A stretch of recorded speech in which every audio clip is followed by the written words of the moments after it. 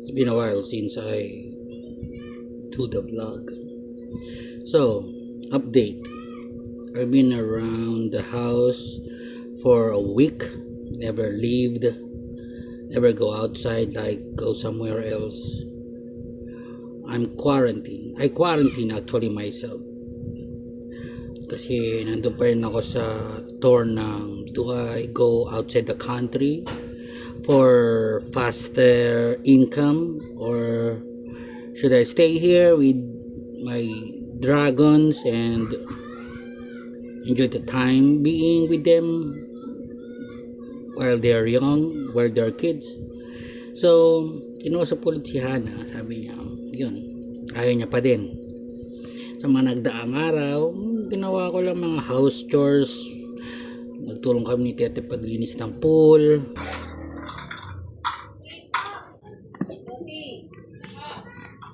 Tapos, may bumisita sa akin na pinsan ko, si Butchoy.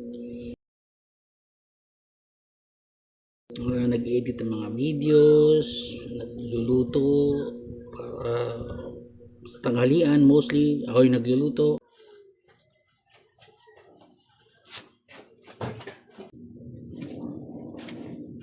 And yun, hindi pa rin ako nakakagawa ng resume, pero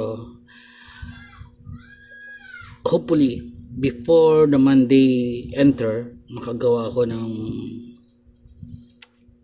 resume. May update ko na yung CV ko. Then, yun lang, most likely. Medyo naguguluhan pa rin ako.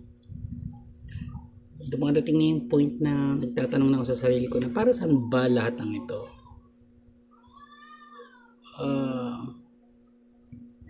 Pag gumawa ka ng mabuti, masama ka, pero isa lang din yung impact sa buhay. Maging masamang tao ka, maging mabuting tao ka, isa lang din yung impact sa buhay. Lumalabas na ba ako sa Matrix? Kasi iba yun yung tingin ko eh. Parang outside the box ako mag-isip na these days. Siguro dahil I'm always alone, thinking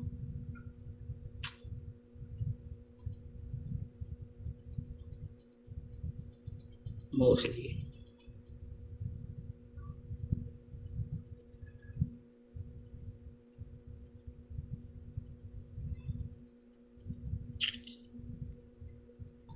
Lord, your will be done.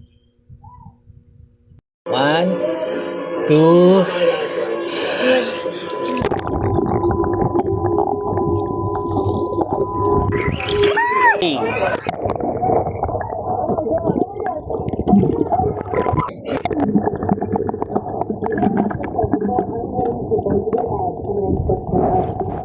Very